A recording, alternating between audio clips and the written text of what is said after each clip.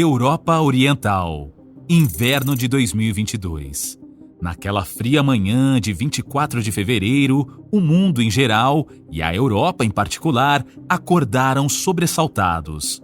Afinal, a guerra voltava a bater na porta do velho continente depois de mais de 2 décadas de paz. Naquela fatídica data, o líder russo Vladimir Putin desencadeava sobre a Ucrânia o que chamou de Operação Militar Especial, mero eufemismo para a invasão do território soberano da Ucrânia. Possuindo forças armadas com um poder de combate muitas vezes maior do que seu oponente, esperava-se que o conflito fosse breve e que em poucos dias ou semanas ocorreria a rendição da Ucrânia e a Rússia atingisse os seus objetivos militares e políticos. Porém, a realidade se mostrou totalmente distinta e o conflito, que já perdura por mais de 2 anos e meio, começa a ameaçar o poder de Putin. Neste vídeo, vamos explorar os erros que transformaram uma invasão que deveria ser rápida em um conflito prolongado que ameaça o próprio futuro da Rússia. Você sabia que os ucranianos levaram a guerra ao território russo pela primeira vez desde a Segunda Guerra Mundial? E sim, a Rússia caiu em uma armadilha letal. Mas será que Putin já percebeu isso? Essa e outras respostas você vai encontrar agora no Curiosidades do Mundo Militar.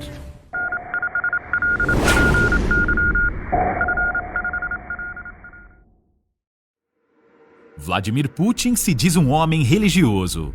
São relativamente comuns as suas aparições públicas participando de cultos da Igreja Ortodoxa Russa. Se ele realmente acreditar em um Deus, possivelmente ele deve perguntar todas as manhãs em suas orações: Senhor, por que não puseste uma cadeia de montanhas no leste da Ucrânia? E, Senhor, por que permitiste que eu invadisse a Ucrânia? De fato, esses são questionamentos que devem assombrar diariamente o líder russo.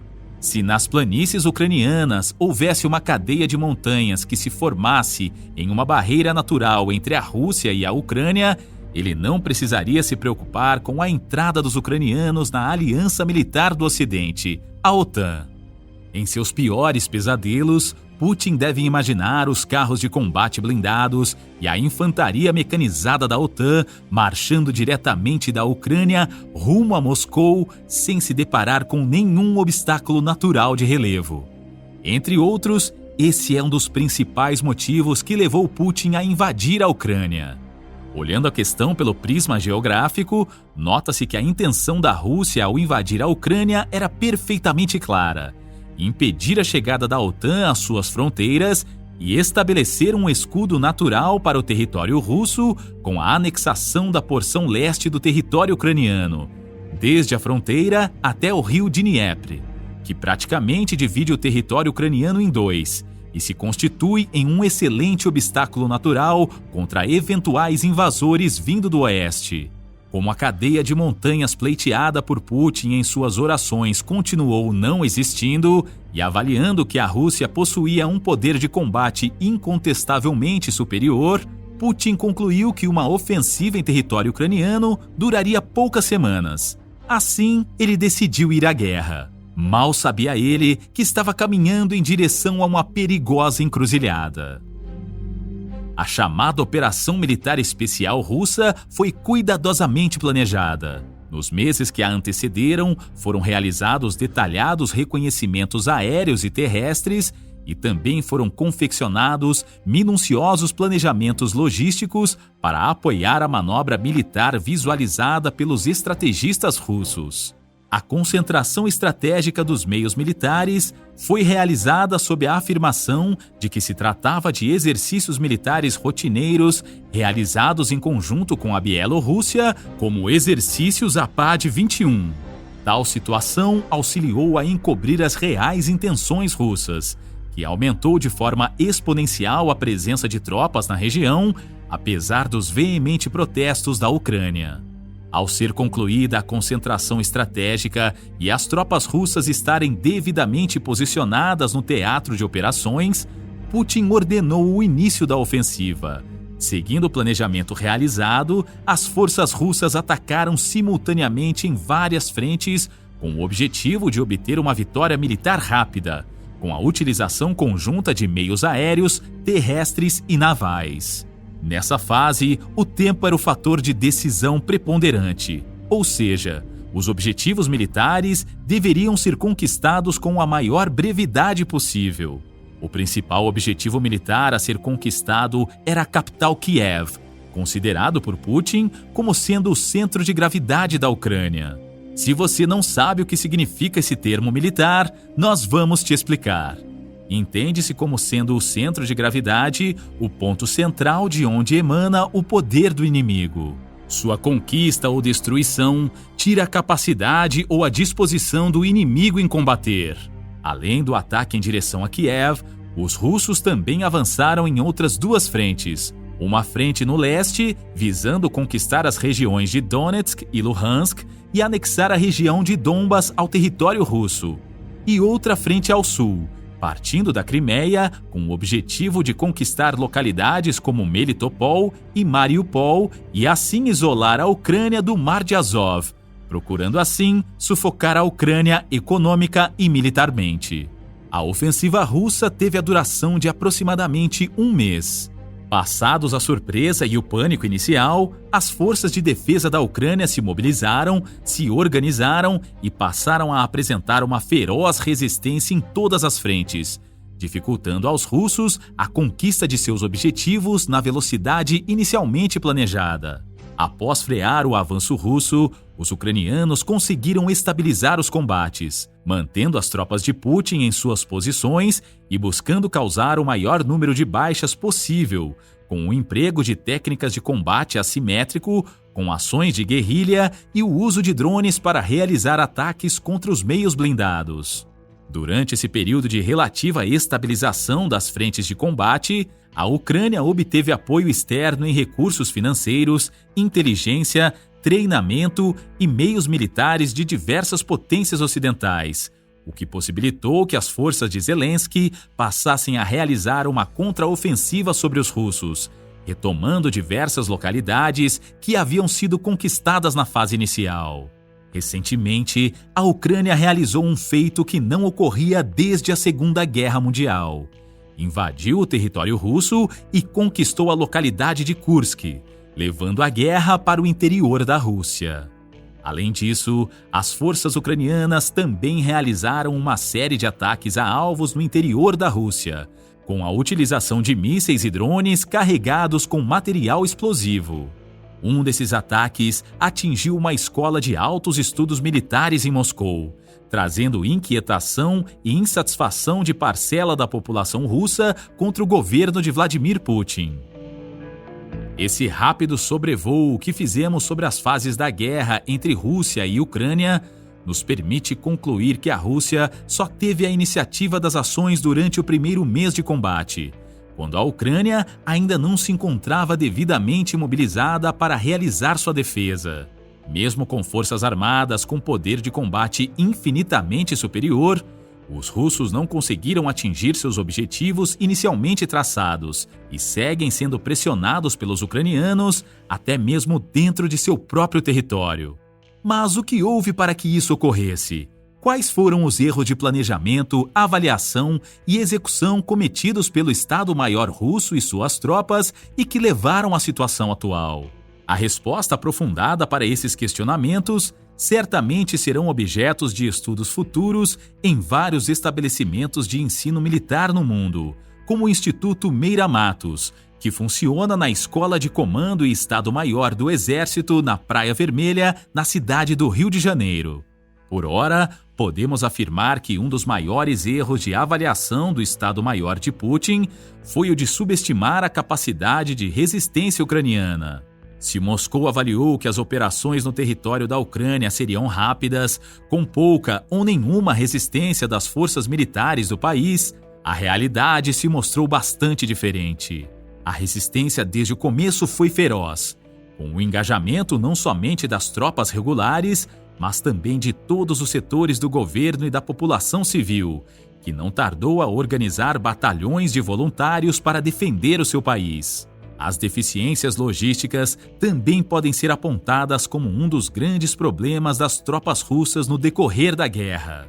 O rápido avanço das tropas durante a fase da ofensiva da Rússia tornou as linhas de suprimento muito extensas, dificultando o abastecimento para as tropas de primeiro escalão, principalmente de itens básicos como alimentação, combustível, óleos lubrificantes e munição.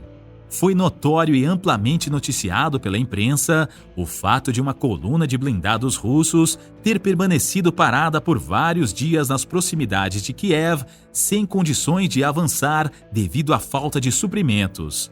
Essa coluna de blindados tornou-se um alvo fácil para a realização de ataques ucranianos, com a utilização de drones, mísseis e artilharia de campanha, causando diversas baixas em vidas humanas e meios blindados, degradando dessa forma o poder de combate das forças russas. Um outro erro significativo observado no emprego das tropas russas foi a falta de interoperabilidade ou falta de integração entre a Marinha, o Exército e a Força Aérea da Rússia. Em diversas ocasiões, se observou sérios problemas de comando e controle entre as três forças, quer pela utilização de equipamentos incompatíveis, quer pela diferença de compreensão doutrinária do emprego conjunto das Forças Armadas. Assim, foi relativamente comum a tentativa de avanço dos meios terrestres sem um adequado apoio de fogo aéreo e naval, dificultando a conquista dos objetivos e aumentando o número de baixas. Problema semelhante já havia sido enfrentado pela Argentina no conflito das Malvinas em 1982. Onde a ausência de uma doutrina de emprego conjunto e a falta de interoperabilidade levou cada força a lutar sua própria guerra, com resultados catastróficos para o país platino. Dizia o coronel Mário Heckscher Neto, renomado oficial do Exército Brasileiro e instrutor de muitas gerações de oficiais do nosso Exército, que no final das contas, muitas vezes, os resultados das batalhas são decididos pelo ímpeto do tenente e pela coesão dos soldados que integram as pequenas frações. Em suas sábias palavras, o velho oficial descrevia que o moral da tropa era fator preponderante para o sucesso no combate. Mas o que se observou foi que o moral das tropas russas sempre esteve baixo, quer em virtude dos métodos de recrutamento que priorizavam os jovens da Sibéria e meio oeste da Rússia em detrimento dos da região de Moscou, quer em virtude de insatisfações generalizadas da tropa por questões de pagamento de soldos, alimentação deficiente, distribuição de equipamentos individuais inadequados e mesmo de desmotivação quanto aos motivos do conflito. Um outro fator de insucesso está diretamente ligado ao baixo moral das tropas de Putin, o elevado percentual de perdas de oficiais superiores. Os oficiais superiores são os militares que estão no topo da hierarquia militar, como majores, tenentes-coronéis e coronéis. A esses oficiais cabem as funções de planejamento, assessoramento, supervisão, coordenação e controle das operações. Porém, esses oficiais tiveram que se deslocar para as linhas de frente no combate, como forma de incentivar, motivar e exercer a liderança direta sobre a tropa que se encontrava com o moral baixo. Como consequência, observou-se um índice de perdas desses oficiais superiores bem maior do que a média dos últimos conflitos, afetando diretamente a capacidade de planejamento e de comando e controle das forças russas. Alguns analistas internacionais também apontam a subutilização da força aérea como um dos fatores da incapacidade russa em obter vitórias decisivas na guerra. Apesar de possuir uma das maiores forças aéreas do mundo, curiosamente a Rússia não conseguiu estabelecer a superioridade aérea prolongada sobre o teatro de operações. A aviação russa também sofreu muitas baixas causadas pela defesa antiaérea da Ucrânia, que utilizava equipamento fornecido pela OTAN, como os mísseis Stinger e os mísseis Patriot. A não observância de técnicas, táticas e procedimentos relativos aos assuntos civis também se mostrou um fator de ineficiência das forças russas. A inabilidade, o descaso no tratamento com os civis habitantes das cidades ucranianas conquistadas e a ausência de uma estratégia clara para realizar a estabilização dessas localidades teve como consequência o fato de que muitos desses civis passassem a integrar grupos de resistência clandestinos, que realizaram uma série de ações de sabotagem contra as tropas invasoras, causando danos relevantes aos meios militares e desgastes psicológicos nas tropas russas. Aproveitando-se dessa série de equívocos e do apoio recebido das potências ocidentais, a Ucrânia conseguiu o que parecia bastante improvável no início da guerra: estancar a ofensiva russa e, posteriormente, passar a uma contraofensiva, realizando, inclusive, uma invasão terrestre ao território russo. Essa ação era particularmente arriscada, uma vez que a reação de Moscou poderia ser desproporcional, com uma possível utilização de um artefato nuclear tático, o que levaria a dimensão do conflito para outras proporções ou gerar a rendição da Ucrânia. Mas Putin decidiu não empregar seu poderio nuclear, o que encorajou os ucranianos a continuarem repreendendo a Rússia no interior do seu território. Esse fato coloca o governo de Vladimir Putin em uma encruzilhada sobre o futuro da guerra na Ucrânia. Por um lado, a opinião pública russa começa a dar demonstrações de cansaço com o conflito, à medida que aumentam as baixas e a população começa a perceber que os combates estão cada vez mais próximos, com as recentes ações com drones e mísseis realizadas pelos ucranianos e que chegaram a atingir Moscou. Essa crescente insatisfação tem o potencial de elevar a ocorrência de protestos e manifestações cada vez mais intensas e agudas contra o governo russo. Do outro lado, encontra-se uma Ucrânia cada vez mais desafiadora e confiante de que pode vencer o conflito, ainda mais se continuar a receber o apoio financeiro e militar das potências ocidentais, o que pode forçar a Rússia a aceitar um acordo de paz em termos não vantajosos ao país. Nesse caso, a Rússia desceria muitos degraus na escala de poder e perderia muito espaço no tabuleiro geopolítico global. A alternativa militar para vencer o conflito de forma definitiva seria o emprego de um artefato nuclear tático, obrigando a Ucrânia a se render. Mas isso possivelmente desencadearia uma reação sem precedentes da OTAN e de outras potências ocidentais, gerando uma crise que possivelmente acabaria por depor Vladimir Putin do governo russo. Como se pode observar, o desenrolar do conflito acabou por conduzir Putin para uma encruzilhada, onde aparentemente não existem soluções que sejam totalmente vantajosas e que não tragam desgaste e perda de poder para ele e para a própria Rússia, quer no cenário doméstico, quer no cenário internacional. Por essa razão, imagina-se que caso Putin seja mesmo um homem religioso, como quer parecer, na calada da noite, em suas orações noturnas, ele deve perguntar: Senhor, por que diabos eu fui invadir a Ucrânia? E qual a sua opinião sobre o assunto? Deixe nos comentários. Se você achou o conteúdo informativo, não se esqueça de curtir o vídeo e se inscrever no canal para mais atualizações. Ative o sino de notificações, assim você terá acesso ao nosso conteúdo recente. Fique agora com esses vídeos que estão aparecendo na sua tela. É só clicar. Assista agora e até a próxima!